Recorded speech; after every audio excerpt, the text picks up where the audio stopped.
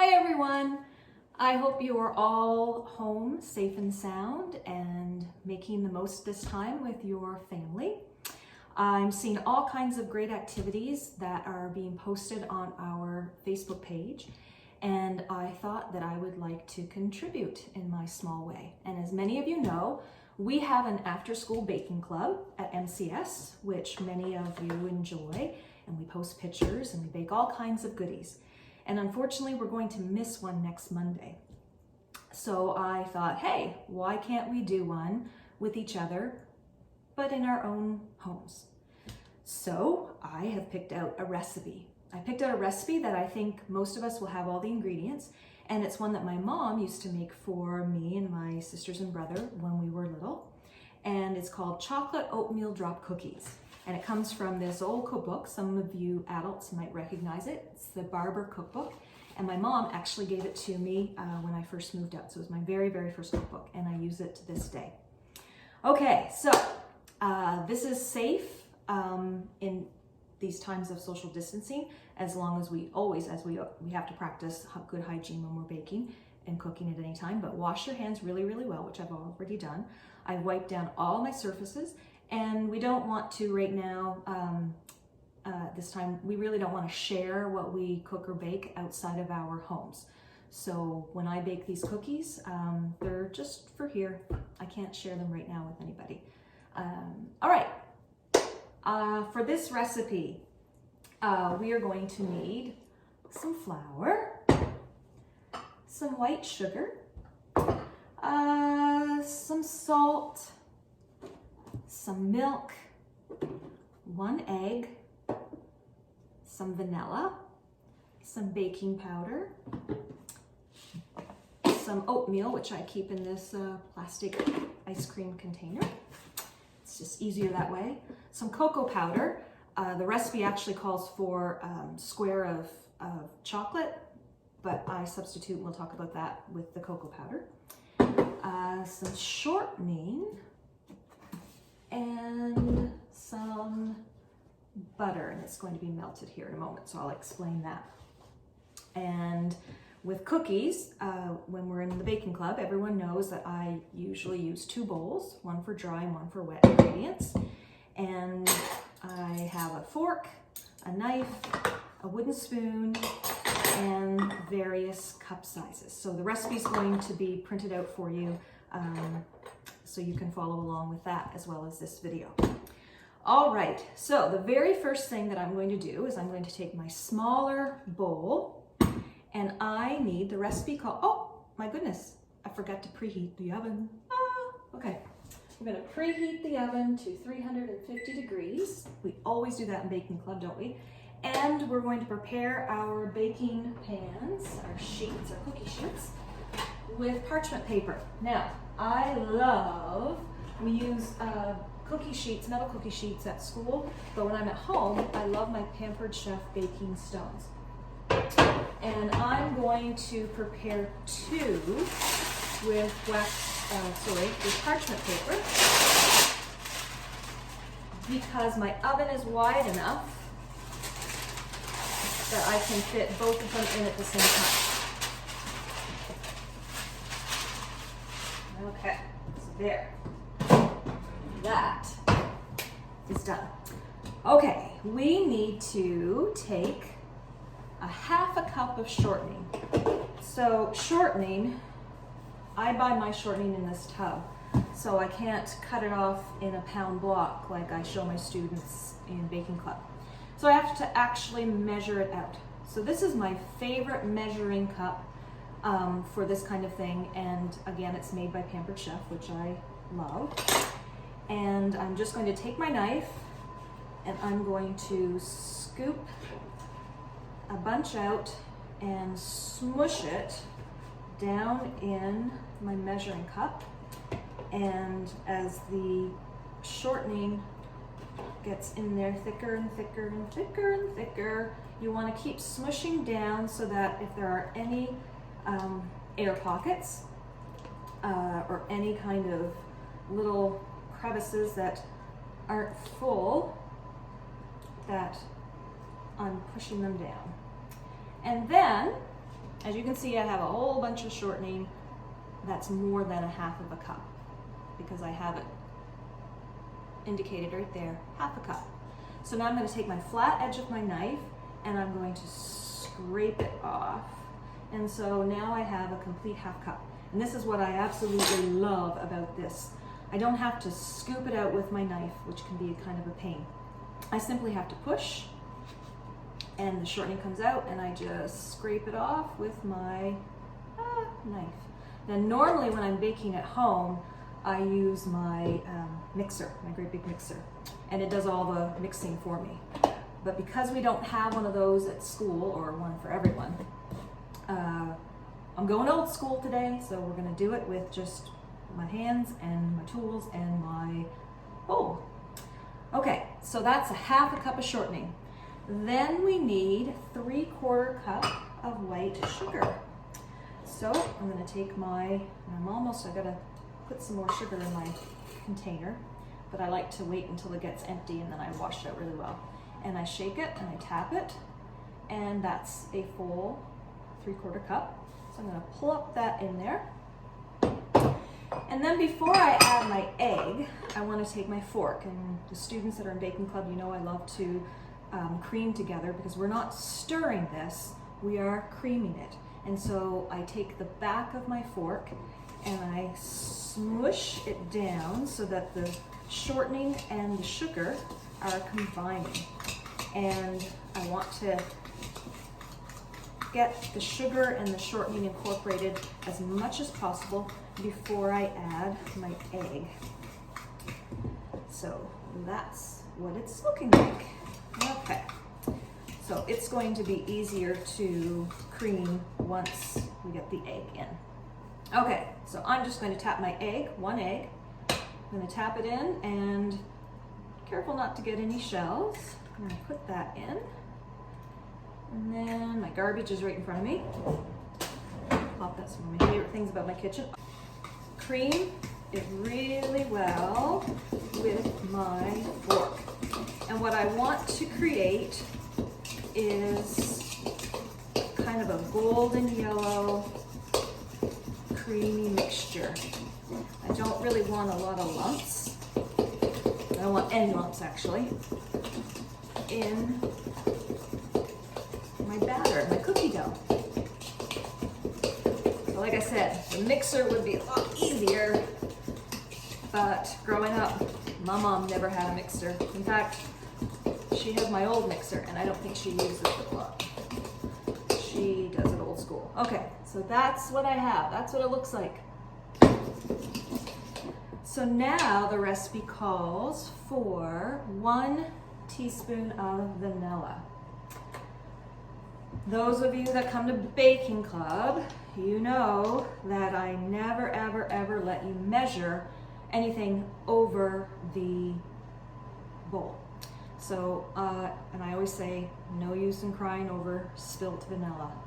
I'd rather the vanilla, if you're gonna spill it, be on the countertop than in the cookie dough, and you over flavor. So there's a teaspoon of vanilla. I'm gonna put that in. I'm done with the vanilla. Perfect. And I don't want to splatter, so I'm going to stir it slowly and gently at first.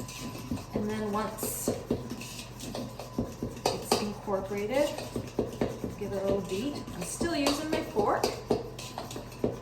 And that's what it looks like. Okay, so next on our list, the recipe calls for a 1/4 cup of milk. And so I have my 1/4 cup. Again, making sure that you don't measure it over the batter. And no, I didn't spill it. Yay. Okay, this is going in. Right. And my milk is done. So again, I'm going to slowly stir. I don't want to go too fast. I don't want milk splattered all over. And now it kind of looks a little lumpy. The batter isn't as smooth. So you see that? It's not as smooth. Okay.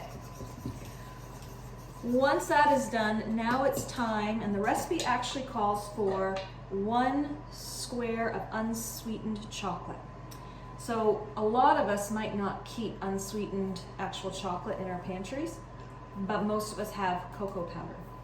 And if you look on the carton, or the container, sorry, I gotta throw my glasses on, it tells you that we can substitute for for unsweetened chocolate in any recipe. We are going to take 3 tablespoons of this cocoa and 1 tablespoon of butter for each square. And so what my mother, it's pretty hard to take, we want to create a paste actually. And so in this bowl, kind of creating a mess here. So in this bowl, just a small cereal bowl, I'm going to take my cocoa powder and, I got confused here, yeah. I'm gonna take my cocoa powder. So in class we've used, or in baking club, we've used cocoa powder before, and it can be messy.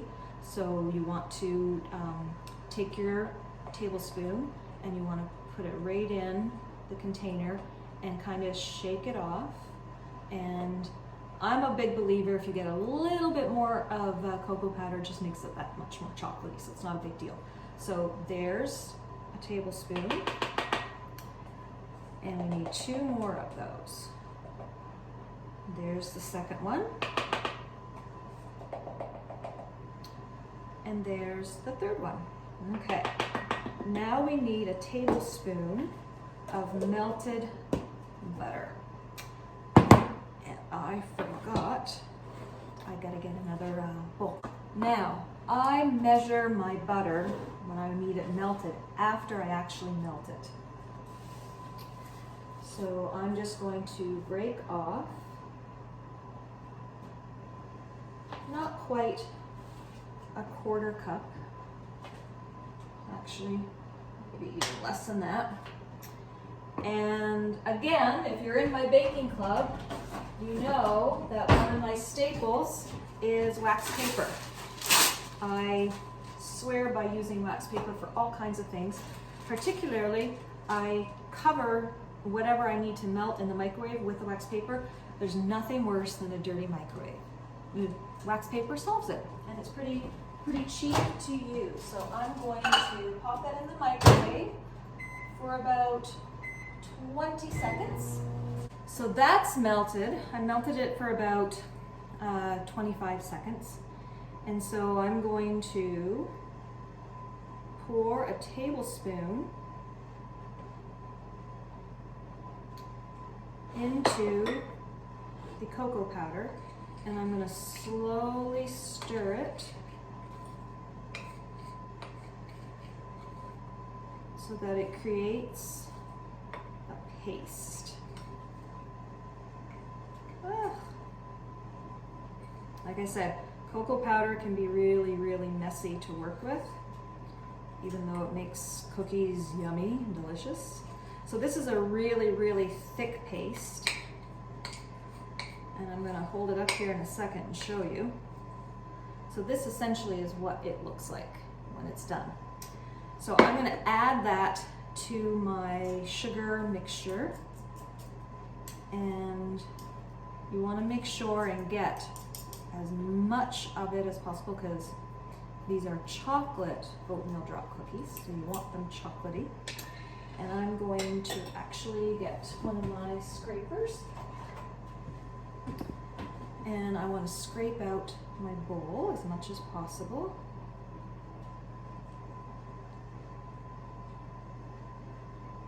Remember, I've washed my hands really well. And just like when we're in baking club, if you need to wash your hands, you wash your hands as much as you need to when you're baking.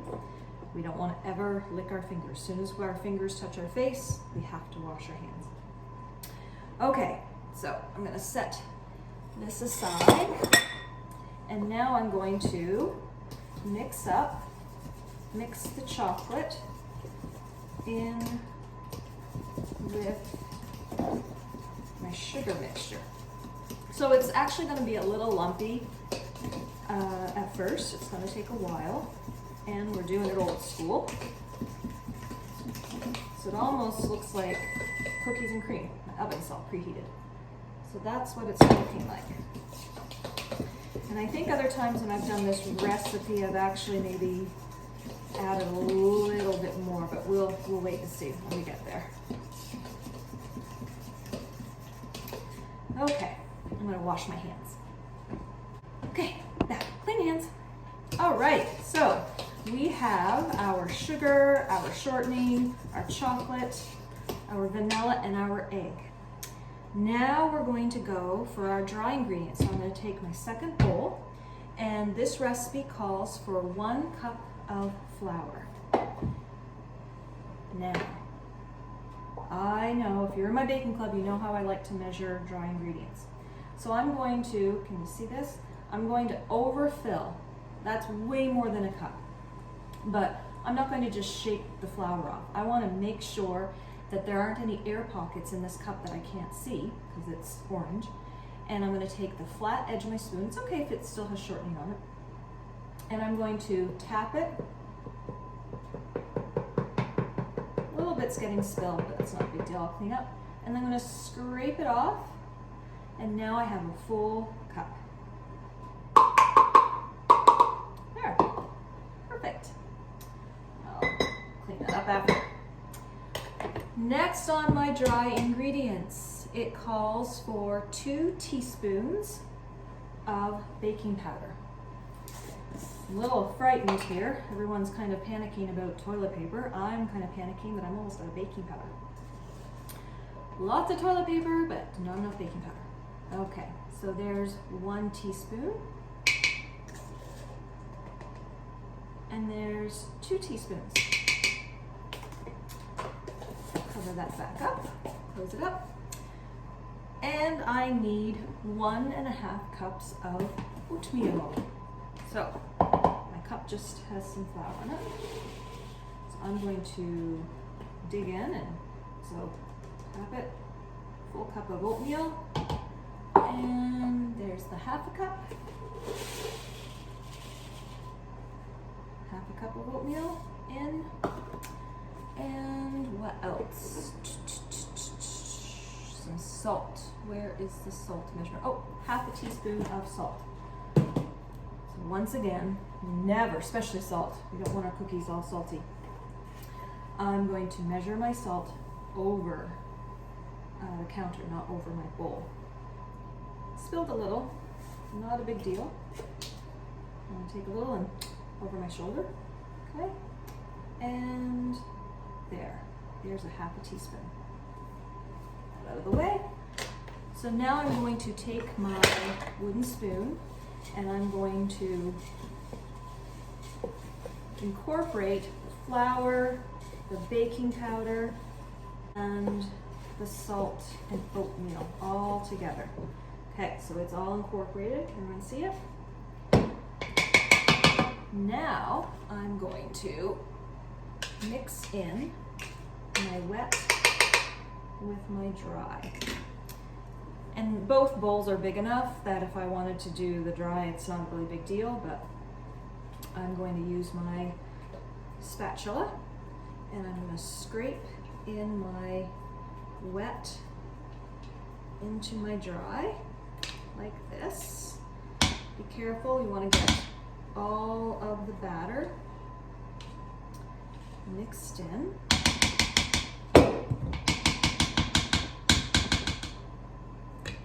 And I think I'll use my fork. I'll use my spoon eventually.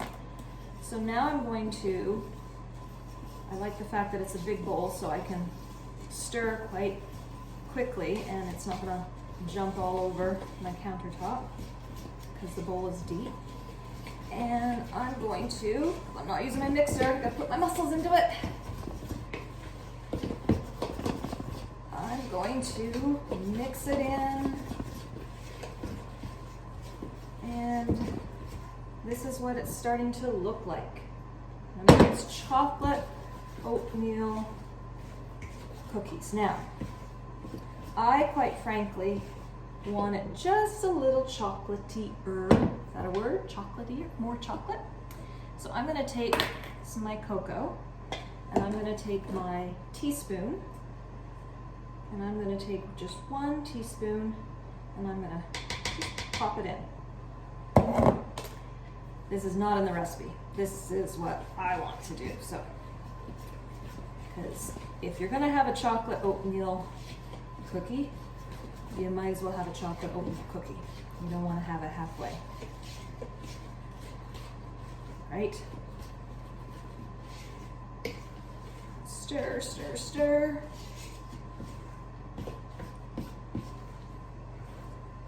Okay. So that is what my batter looks like. Looks good, doesn't it? Yummy. Yummy, yummy, yummy. Now, some recipes don't call for this. For drop cookies, I usually like to practice this technique because I like a drop cookie that's nice and fat. I don't really care for a drop cookie that's all flat, like flat as a pancake. So a lot of people recommend that you pop your cookie dough into the fridge and you let it harden up just a little bit before you put it on your baking sheets. So that's what I'm going to do right now. About probably 10 minutes.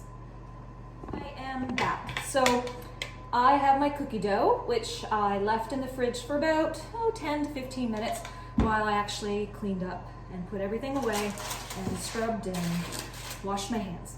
So I am going to use the medium-sized cookie scoop from Pampered Chef. That's what I like to use my cookies with. If you don't have something like this, you can just use a regular teaspoon, and I'm going to make my cookies about this size. So I'm gonna hold this up so you can see roughly that's about the size of my cookies. So I'm going to, I want them to have lots of space actually, because I've got 2 cookie sheets. So I'm actually going to make them 2 across, and I want the cookie to be all by itself. So that's what it looks like. So there's 1 pan,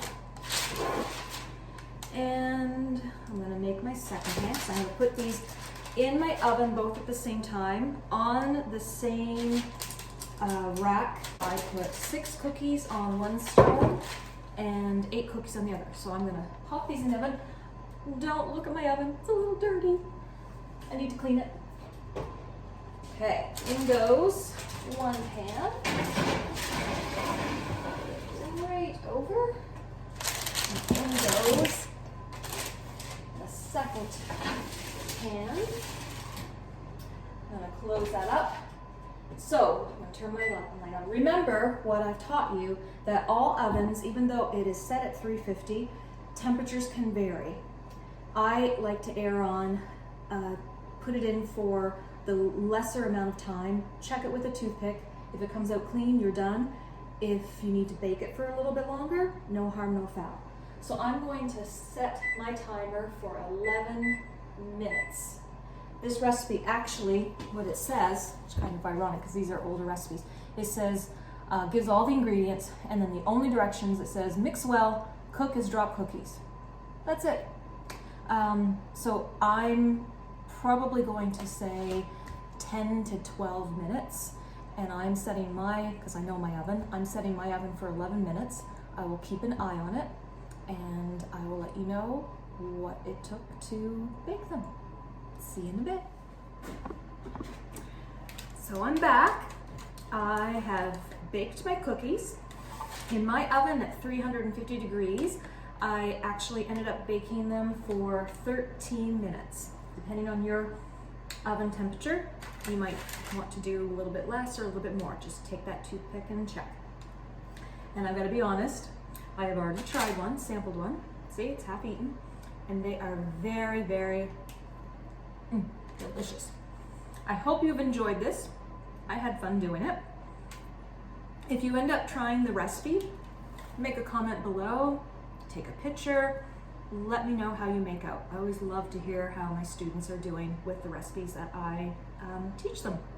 I want to take this opportunity and say thank you to all of the healthcare workers out there, the essential workers that are out and about and keeping our community running, and I hope everyone continues to do their part, and we hopefully will be back in school soon and we can learn together. Stay safe, everyone. Bye-bye.